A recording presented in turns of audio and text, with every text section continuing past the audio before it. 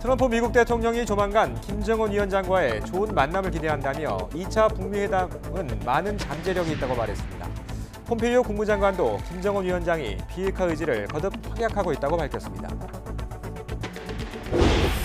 사법부 수장으로서 헌정사상 처음으로 구속된 양승태 전 대법원장은 서울구치소에서 6제곱미터 크기의 독방에 머물면서 검찰 조사를 받게 됐습니다. 검찰은 이르면 오늘 양 전 대법원장을 구속 상태로 소환 조사할 방침입니다. 어제 오후 서울 은평구에 있는 정신과 전문병원에서 50대 환자가 임신 중인 30대 여의사에게 흉기를 휘둘러 손에 상처를 입혔습니다. 강북 삼성병원 임세원 교수가 숨진 지 한 달도 안 돼 이런 일이 또 발생했습니다. 박항서 감독이 이끄는 베트남 축구대표팀이 아시안컵 8강에서 일본에 1대0으로 졌습니다. 이라는 중국을 3대0으로 누르고 4강에서 일본과 맞붙게 됐습니다. 올해 전국 표준 단독주택의 공시가격이 99%가량 올라 역대 최대 상승폭을 기록했습니다. 이에 따라 개별주택 가격이 연동해 오르고 세금과 건강보험료가 동반 상승하게 돼 정부는 조만간 추가 대책을 내놓을 예정입니다. 오늘 아침 서울이 영하 3도로 포근하겠지만 오후부터 추워져 주말인 내일 아침은 체감온도가 영하 10도까지 떨어지겠습니다. 미세먼지 농도는 보통 수준을 보이겠습니다.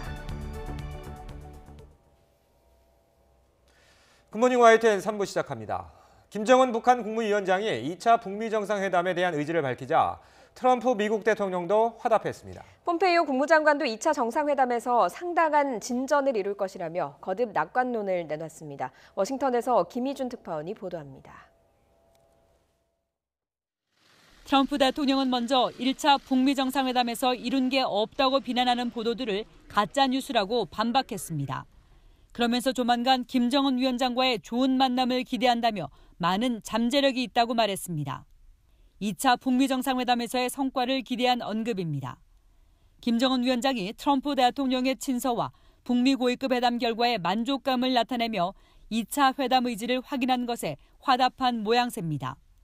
트럼프 대통령은 또 북한과의 전쟁이 일어날 뻔했던 상황에서 더 이상 핵실험도 미사일 발사도 없다고 강조했습니다. 폼페이오 국무장관도 낙관론을 이어갔습니다. 언론 인터뷰에서 김 위원장이 트럼프 대통령에게 비핵화 의지를 거듭 확약하고 있다고 밝혔습니다. 하지만 트럼프 대통령도 자신도 북한 비핵화 협상은 시간이 걸리는 과정임을 알고 있다면서 핵과 미사일 시험 중단을 거론하며 진정한 진전이 있었다고 평가했습니다. 이어 북한과 많은 대화가 진행 중이라며 다음 달 2차 정상회담에서 실질적인 조치와 진전이 있을 것으로 기대했습니다. 최근 미국의 싱크탱크 CSIS가 북한의 시노리 미사일 기지에 대한 의혹을 제기한 데 대해서는 미국 정보기관은 북한에서 일어나는 일을 충분히 잘 알고 있다며 대화 회의론을 일축했습니다. 워싱턴에서 YTN 김희준입니다. 트럼프 대통령의 화답에 앞서 어제 북한에서는 북미 고위급 회담 이후 처음으로 미국을 향한 긍정적인 반응이 나왔습니다. 북미가 비핵화와 상응 조치를 놓고 어느 정도 접점을 찾아가는 것이 아니냐는 관측이 나오고 있습니다. 김지선 기자가 보도합니다. 트럼프 대통령의 편지를 받은 김정은 위원장은 어느 때보다 높은 신뢰를 드러냈습니다. 문제 해결에 비상한 결단력과 의지를 보였다며 추켜 세웠습니다. 폼페이오 국무장관이 민간 투자를 언급한 직후 나온 반응이라 더욱 주목됩니다. 북미가 북한의 경제 건설과 관련한 미국의 상응 조치, 즉 대북 제재 일부 완화를 놓고 의견 접근을 이룬 것이 아니냐는 관측이 나오는 이유입니다. Make a substantial step towards achieving the denuclearization and create the right conditions. It'll be the private sector that sits there. 이런 미국을 향해 북한이 내놓을 비핵화 조치에도 관심이 쏠립니다. 9월 평양선언에서 이미 언급한 동창리 미사일 시험장 폐기와 영변 핵시설 폐기 이외에 김 위원장의 결심이 담긴 추가 카드를 보여줬을 것이란 분석도 나옵니다. 구체적 조율까지는 안 되었어도 미 측에서 북한 비핵화에 따른 경제제재 해제를 포함한 상응 조치를 해줄 수 있다는 메시지를 했을 거예요. 그런 측면에서 만족감을 표시하고 실무 조치를 지시한 거로 봅니다. 다만 김 위원장은 트럼프 대통령의 긍정적 사고방식을 믿는다면서도 인내심을 갖고 기다리겠다며 미국에 공을 넘기는 듯한 모습을 보였습니다. 북미 간 아직 의견차가 존재한다는 의미로 풀이돼 정상회담까지 양측 실무진 간 치열한 조율이 이어질 것이란 관측입니다. YTN 김지선입니다. 헌정사상 처음으로 구속된 전직 사법부 수장 양승태 전 대법원장은 서울구치소에서 독방에 머물며 당분간 검찰 조사를 받게 됩니다. 이르면 오늘 조사가 재개될 것으로 보입니다. 양희력 기자가 보도합니다. 구속 전 피의자 신문을 마친 뒤 양승태 전 대법원장은 정장 차림으로 서울구치소로 향했습니다. 전직 대법원장으로서는 처음 구속영장 심사 받으셨는데 심경한 말씀 부탁드립니다. 법정에서 충분히 소명하셨습니까? 재판 개입 혐의 등에 대해 일체 부인하셨습니까? 기각 전망을 깨고 영장이 발부되며 양 전 대법원장은 서울구치소 내에서 미결 수용자 신분이 됐습니다. 구치소에 구속 수감됐지만 법원에서 아직 형을 선고받지 않은 피의자를 말합니다. 전직 사법부 수장이라도 입소 절차는 일반 수용자와 다르지 않았습니다. 오전에 이름과 주민등록번호 등 인적 사항을 확인한 뒤 간단한 신체 검사를 마치고 카키색 미결 수용자복으로 갈아입었습니다. 양 전 대법원장이 머무는 곳은 6제곱미터 1.8평 규모의 독방으로 알려졌습니다. 구치소 측이 안전관리와 전직 대법원장 예우 등을 고려한 것으로 보입니다. 같은 서울구치소에 수용돼 있는 박근혜 전 대통령 독방보다는 1평 정도가 작습니다. 양 전 대법원장은 최대 20일인 구속기간에 구치소와 검찰을 오가며 조사를 받게 됩니다. 구속 첫날인 어제는 휴식을 취했고 이르면 오늘부터 구속 수감 상태로 소환될 예정입니다. 양승태 전 대법원장 구속을 끝으로 7개월 동안 숨가쁘게 이어졌던 검찰 수사도 마무리 단계에 들어갑니다. 검찰은 양승태 전 대법원장 조사와 함께 100명 넘는 사법농단 연루 판사와 정치인 가운데 어디까지 재판에 넘길지를 놓고 조만간 정리할 계획입니다. YTN 양희력입니다. 어젯밤 강원도 삼척에서 택시와 승합차가 부딪혀 3명이 숨지고 6명이 다쳤습니다. 사건 사고 소식 류충석 기자가 보도합니다. 사고가 난 택시 앞부분이 종잇장처럼 구겨졌습니다. 어제 저녁 강원도 삼척시 국도에서 택시와 승합차가 충돌했습니다. 이 사고로 택시 기사와 승객 등 3명이 병원으로 옮겨졌으나 숨졌습니다. 또 승합차에 탔던 어린이 4명 등 가족 6명은 중경상을 입어 병원에서 치료받고 있습니다. 경찰은 사고 차량이 과속이나 음주운전을 했는지 등을 조사하고 있습니다. 어제 오후 경기도 가평군에 있는 야산에서 불이 났습니다. 신고를 받고 소방서와 산림청, 군청 직원들이 출동해 5시간 만에 큰 불길을 잡았습니다. 이 불로 인명피해는 없었지만 현재까지 야산 5헥타르가 탄 것으로 집계됐습니다. 산림청은 헬기를 투입해 진화를 마무리한 뒤 정확한 피해 규모를 파악할 방침입니다.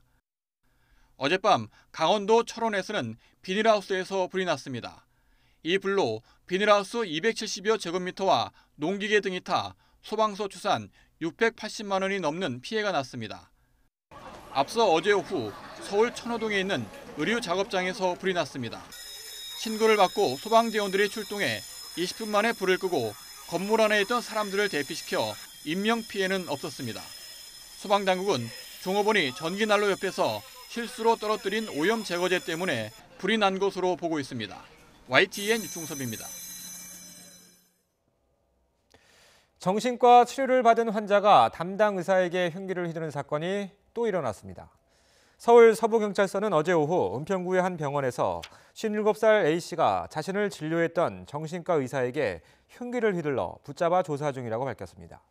의사는 손에 상처를 입어 병원에서 치료를 받았고 정신적 충격을 크게 받은 것으로 알려졌습니다. 서울 화곡동에 있는 아파트에서 일가족 4명이 숨진 채 발견돼 경찰이 수사에 나섰습니다. 서울 강서경찰서는 어제 오후 3시쯤 일가족 4명이 숨진 것 같다는 신고가 119로 접수됐다고 밝혔습니다. 47살 A씨와 부인, 10대 자녀 2명이 집안에서 숨져 있는 것을 외출하고 귀가한 A씨의 어머니가 발견한 것으로 전해졌습니다. 경찰 관계자는 현장 내부가 정돈돼 있고 외부 침입 흔적도 확인되지 않았다며 이들이 극단적인 선택을 한 것으로 추정된다고 말했습니다. 한 프리랜서 기자가 손석희 JTBC 대표이사에게 폭행을 당했다고 신고해 경찰이 내사에 착수했습니다. 서울 마포경찰서는 지난 10일 밤 서울 상암동의 한 술집에서 손 대표에게 맞았다는 김모 씨의 신고가 접수됐다고 밝혔습니다. 김 씨는 손 대표와 관련된 제보를 받고 입장을 듣기 위해 만난 자리에서 손 대표 이사가 자신을 폭행했다고 주장했습니다. 이에 대해 JTBC는 입장문을 내고 김 씨의 주장은 사실이 아니라며 김 씨를 공갈 등의 혐의로 검찰에 고소했다고 밝혔습니다. 우리 축구대표팀은 오늘 밤 10시 이번 대회 강력한 다크호스로 떠오른 카타르와 8강전을 치릅니다. 파알루벤투 축구대표팀 감독은 카타르에 빠르고 강한 선수들이 많아서 우승 길목에 큰 고비가 될 것으로 전망하면서도 기존 스타일대로 경기를 풀어나가겠다고 자신감을 드러냈습니다. 카타르의 산체스 감독은 한국과 같은 아시아 강팀과 맞붙는 것이 목표였다면서 선수들이 자신감에 차 있다고 당찬 출사표를 던졌습니다. 다음 소식입니다. 정부가 올해 단독주택의 공시가격을 역대 최대 수준으로 올렸습니다. 공시가격이 오르면 건강보험료나 부동산세 등 각종 세금도 연동해서 늘어나게 되는데요. 정부는 이와 관련해서 조만간 추가 대책을 내놓기로 했습니다. 김현우 기자가 보도합니다. 서울 한남동의 한 단독주택의 시세는 34억 원인데 정부가 내놓은 공시가격은 13억 원 수준. 실제 거래되는 시세의 37%가량에 불과합니다. 이와 대조적으로 대전 중구의 시세 3억 원짜리 또 다른 단독주택의 공시가는 2억 원으로 시세의 70%에 육박합니다. 부동산 안정과 조세 형평을 위해 지난 2005년 주택 공시제가 도입됐지만 늘 현실 가격과 동떨어졌습니다. 부동산 공시가격의 시세 반영률이 낮고 형평성에 문제가 있다는 것을 확인할 수 있었습니다. 시세에 대한 공시가격 비율인 현실화율의 평균이 공동주택은 68.1%, 단독주택은 51.8%, 토지는 62.6%로 집계되었습니다. 정부는 예고한 대로 단독주택 가격 상승폭과 시세를 반영한 올해 표준 공시가격을 발표했습니다. 전국 단독주택의 공시가격은 지난해보다 9.13% 올랐습니다. 가격 공시가 시작된 이후 최대 상승률입니다. 시세를 반영한 집값 현실화율은 53% 수준으로 올랐습니다. 서울이 17.75%로 상승률이 가장 컸고 경남이 가장 적게 올랐습니다. 전국 표준주택 가운데 98%를 차지하는 15억 원 이하 주택의 공시가 상승률은 평균 5.86%로 전체 평균보다 낮게 책정됐습니다. 정부는 공시가 상승에 따른 세금 부담을 최소화하기로 했습니다. 올해 5월 말까지 주택, 토지 등 모든 부동산에 대한 가격 공시가 완료되면 세밀한 시뮬레이션을 통해서 제도 개선 방안을 강구하여 중저가 주택을 소유한 서민들에 대한 영향은 최소화하도록 하겠습니다. 단독주택 공시가격은 한 달 동안 이의신청 기간 등을 거친 뒤 오는 3월 20일 확정 공시됩니다. YTN 김현우입니다. 서울 아파트 전셋값이 6년 반 만에 주간 상승률로 가장 큰 폭으로 하락했습니다. 한국감정원의 조사를 보면 이번 주 서울 아파트 전셋값은 전주보다 0.14% 하락했습니다. 이는 지난 2012년 7월 둘째 주 이후 6년 6개월 만에 최대 낙폭입니다. 이번 주 서울 아파트 매매 가격은 0.11% 떨어져 11주 연속 하락세를 이어갔습니다.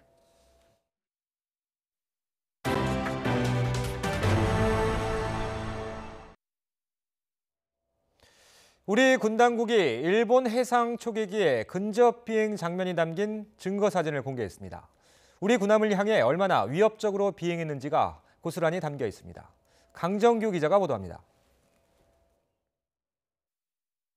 일본을 상징하는 붉은색 원이 그려진 P3 해상 초계기가 우리 해군 대조영함을 향해 날아옵니다. 1월 23일 14시 3분. 일본 초계기가 가장 바짝 붙었을 때의 시간도 포착돼 있습니다. 파란색 바탕의 레이더 상황판에는 고도 200피트, 불과 60m 상공에서 낮게 접근해온 기록이 수치로 남아 있습니다. 고도 150m 선을 지켰기 때문에 저공 위협 비행이 아니라는 일본 방위성의 주장을 정면으로 반박하는 증거 사진들입니다. 일본 초계기의 위협 비행 모습은 대조영 함의 적외선 감시 카메라와 캠코더에 고스란히 찍혀 있지만 국방부는 군사기밀 노출을 우려해 캡처 화면 5장만 공개했습니다. 군 당국은 일본 초계기가 함선을 향해 돌진하는 비행, 측면에서의 공격 모의 비행, 뱃머리를 가로지르는 비행 등 3가지 금지 사항을 모두 어겼다며 명백한 도발로 규정했습니다. 우리 군은 객관적 자료를 토대로 로버트 에이브럼스 한미연합 사령관에게 일본의 도발 행위에 대해 설명할 예정입니다. 그동안 침묵해온 미군이 한일 초계기 갈등에 어떤 입장을 보일지 관심을 모으는 가운데 이를 계기로 새로운 전환점을 맞을지 주목됩니다. YTN 강정규입니다. 일본 정부는 오히려 적반하장으로 나왔습니다. 일본 초계기는 위협 비행을 한 적이 없고 오히려 위협을 받았다고 주장했습니다. 도쿄에서 황보현 특파원이 보도합니다. 일본 초계기의 위협 비행 증거로 우리 군이 공개한 사진에 대해 일본 방위상은 우선 봐도 잘 모르겠다고 말했습니다. 그러더니 당시 위협을 느낀 것은 오히려 무방비였던 일본 초계기라고 주장했습니다. 저공 비행으로 우리 군함에 위협 비행을 했다는 우리 군의 발표에 적반하장으로 대응한 셈입니다. 일본 초계기가 위협 비행을 하지 않았다는 기존 주장도 되풀이했습니다. そもそも私どもの哨戒機がですね、韓国の艦艇にですね、脅威を与える意図も理由も何もない。 하지만 일본 초계기가 과연 어떤 위협을 느꼈는지 또 앞으로 어떻게 대응할 것인지 등 쏟아지는 질문에는 전혀 답하지 않고 서둘러 자리를 떴습니다. 별거 아닌 일에 우리 군이 너무 흥분하는 게 아니냐는 식의 일본 정부 발언도 나왔습니다. 레이더 공방 초기 강요가 직접 기자회견을 하고 서둘러 동영상까지 공개하던 때와는 태도가 180도 달라진 모습입니다. 韓国側は冷静かつ適切な対応を韓国側に求めたい。このように思います。 일본 보수 언론들은 일본 정부 관계자들의 말을 인용하며 우리 군의 발표가 한국 국내용 호소라는 주장을 펼쳤습니다. 실제 위협 비행이 있었는지에 대한 사실관계 규명보다는 한국 국내 사정 때문에 공연히 문제 삼고 있는 게 아니냐는 식으로 논점을 흐리는 모양새입니다. 또 일각에서는 최근 레이더 공방에서 한국이 국제적으로 나쁜 이미지를 얻게 돼 이를 만회하기 위해 일부러 문제를 키우고 있다는 황당한 해석까지 내놓고 있습니다. 도쿄에서 YTN 황보열입니다.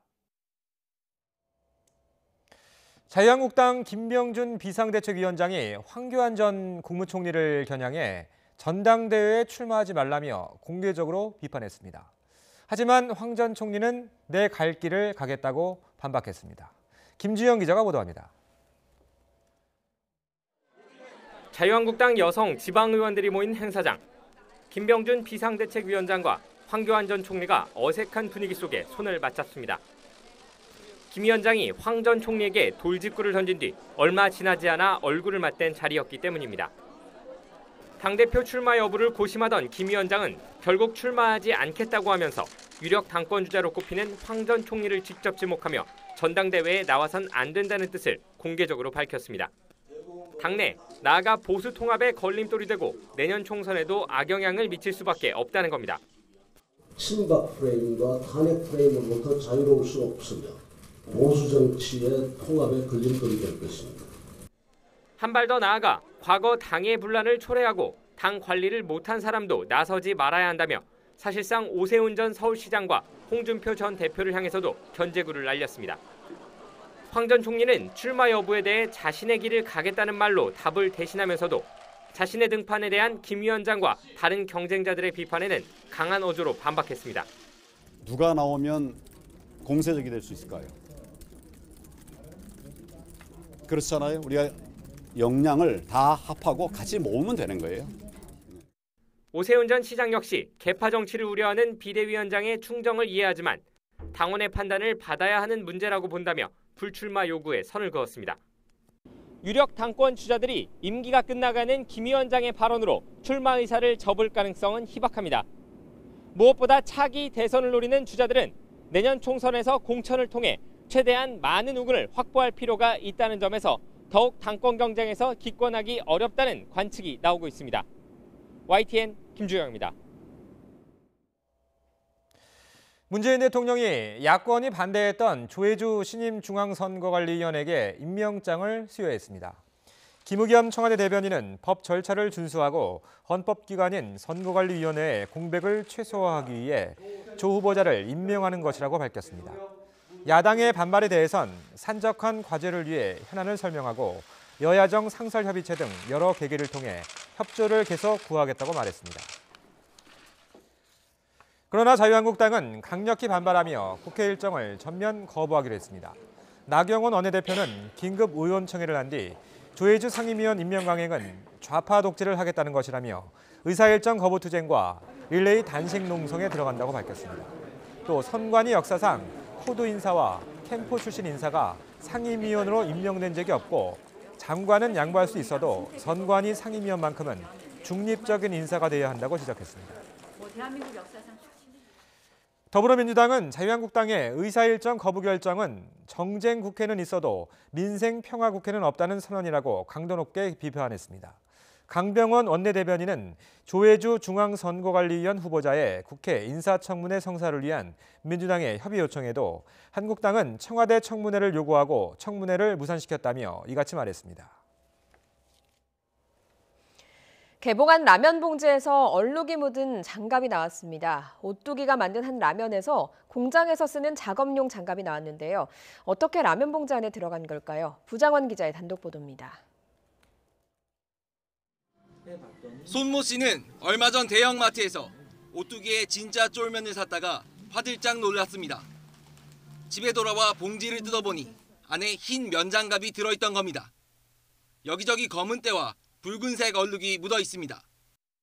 이 라면을 처음 먹기 때문에 이 장갑이 뭐지라고 생각을 해서 아무리 생각을 해도 이거는 그냥 일반적인 이물질이 아닌 거예요. 어떻게 이렇게 큰 장갑이 봉지 안에 들어간 걸까? 손 씨가 오뚜기에 항의하자 상담 직원이 곧바로 찾아왔습니다. 선처를 호소한다는 말만 되풀이할 뿐 원인은 설명하지 못했습니다. 계속 신고하지 말라고 하면서 저를 설득을 했어요. 장갑이라는 거는 크기가 크잖아요. 그건 또 못 가는다면은 식품회사에서 어떤 이물질을 가릴 수 있을까라는 의문도 들었고. 손 씨는 결국 식품의약품안전처에 불량식품 신고를 했습니다.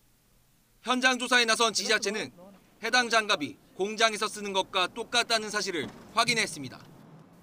하지만 어떤 이유로 장갑이 함께 포장됐는지는 밝혀내지 못했습니다. 다른 물질이나 이런 것이 가면 그거를 다 적어내더라고요. 그럼에도 장갑을 낀다는 것은 가능성이 없지 않아 있다. 오뚜기는 포장 과정에서 장갑이 들어갔을 가능성을 인정했습니다. 저희 일본 공장에서 사용이 되고 있기 때문에 저희는 이게 100% 아니라고 할 수가 없어요. 조사 결과 여부를 떠나서 제가 큰일을 책임져서 정말로 모르는 데는 사과드립니다. 지자체는 조사를 마치는 대로 오뚜기에 대해 시정명령을 내릴 방침입니다. YTN 부장원입니다. 지난해 9월 다세대 주택 공사 현장의 흙막이 무너지면서 부근에 있던 유치원 건물이 무너지는 사고가 있었습니다. 경찰 수사 결과 부실한 안전관리가 문제였는데요. 시공사 대표 등을 무더기로 입건해서 검찰에 넘겼습니다. 이경국 기자의 보도입니다. 언덕을 지탱하던 콘크리트 벽에 금이 가더니 곧 힘없이 무너져 내립니다. 쌓여있던 흙이 왈칵 쏟아지고 유치원 건물도 주저앉아 위태롭게 기웁니다. 지난해 9월 인근 공사 현장의 흙막이 구조물 붕괴로 상도 유치원이 무너지는 장면입니다. 소리가 나갖고 뭐가 독여는 줄 알았지. 비가 이렇게 오냐 하고서 나와갖고 잘라고 그러다가 나와보니까 이 난리가 나요. 경찰이 4개월 동안 수사했는데 인근 다세대 주택 시공업체들의 안전관리 부실이 빚은 인재였음을 확인했습니다. 경찰은 시공 전 집안 검사가 잘못됐고 무너진 구조물의 설계도 임의로 바뀌었다고 설명했습니다. 또 매주 해야 하는 안전 점검도 지키지 않았다는 겁니다. 굴착 작업을 맡은 하청업체가 무자격 업체에 다시 일감을 준 사실도 드러났습니다. 조사, 설계, 시공, 감리, 계측 모든 부분이 다 부실했던 거죠. 너무 광고한 부분도 많았고.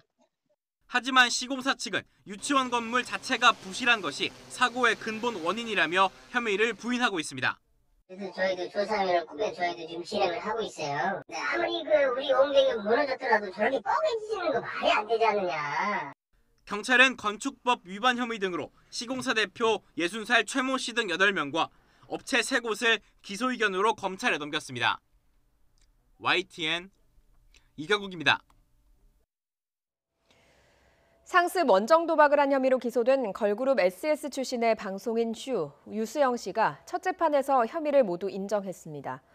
유 씨는 서울 동부지방법원에서 열린 재판에 출석해서 공소 사실을 모두 인정하느냐는 판사의 질문에 그렇다고 답했습니다. 유 씨는 지난 2016년부터 지난해 5월까지 마카오 등 해외에서 7억 9천만 원 규모로 상습 도박한 혐의로 불구속 기소됐습니다. 인터넷 중고거래 사이트에서 억대 물품 사기를 친 혐의로 수사를 받던 전직 대기업 연구원이 해외로 도주했습니다. 서울 동대문경찰서는 경기 오산경찰서는 사기 혐의로 수사를 받다 도망친 31살 홍모 씨를 쫓고 있다고 밝혔습니다. 홍 씨는 지난해 5월부터 11월까지 인터넷 중고거래 커뮤니티에 가전제품을 저렴하게 판매한다고 속인 뒤 47명으로부터 1억 8천만 원을 챙긴 혐의를 받고 있습니다. 세관에 압류된 명품 시계 등을 공매받아 팔면 돈이 된다며 투자금을 빌미로 150억여 원을 받아 가로챈 50대가 경찰에 붙잡혔습니다. 경기 하남경찰서는 특정경제범죄 가중처벌법상 사기 혐의로 54살 강모 씨를 구속했습니다. 강 씨는 지난 2017년부터 최근까지 가정주부 등 14명으로부터 76억 원을 받아 챙긴 혐의를 받고 있습니다.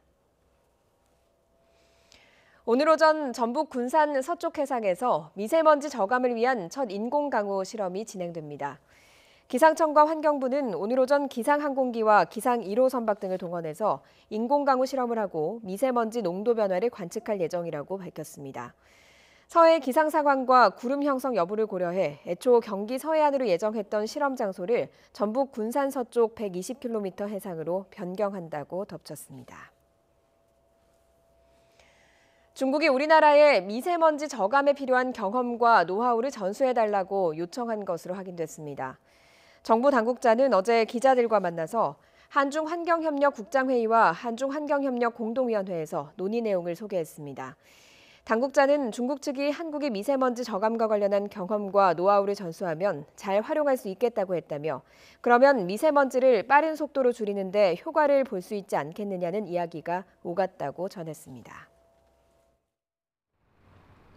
네, 오늘 출근길은 날이 크게 춥지 않습니다. 영하 15도 안팎의 한파가 찾아왔던 작년 이맘때와 달리 올 겨울은 크게 춥지 않은 것 같은데요. 현재 서울의 기온 영하 3.6도를 보이고 있지만 낮에는 다소 쌀쌀해지겠습니다. 오늘 서울 낮 기온은 영상 3도로 어제보다 4도가량이 낮겠습니다. 주말에는 기온이 더 떨어져서 체감온도가 영하 10도에 달하는 추위가 찾아오겠습니다. 오늘 아침 전국의 대기질이 양호합니다. 전국의 미세먼지 농도 보통에서 좋음 수준을 보이고 있는데요. 다만 대기 정체로 수도권과 영서, 충북 등 중서부 지역은 오전까지 공기가 탁한 곳이 있겠습니다. 낮에는 어제보다 기온이 내려가겠습니다. 서울 3도, 부산 9도, 광주 6도로 어제보다 3, 4도가량 낮겠습니다. 찬 공기가 유입되는 동해안에는 오늘 반가운 눈 소식이 있는데요. 오후부터 밤 사이 동해안에는 최고 7cm, 제주 산간에는 1에서 5cm의 눈이 내려 쌓이겠고요. 호남 서해안과 제주도에도 약하게 눈이 날리는 곳이 있겠습니다. 오늘 다소 많은 눈이 예상되는 동해안에는 내린 눈이 얼면서 도로가 미끄러운 곳이 많겠습니다. 교통사고와 또 낙상사고에도 주의하시기 바랍니다. 지금까지 YTN 야외 스튜디오에서 박현실입니다. 1월 25일 금요일 굿모닝 YTN 여기서 마치겠습니다. 다음 주에 뵙겠습니다. 고맙습니다.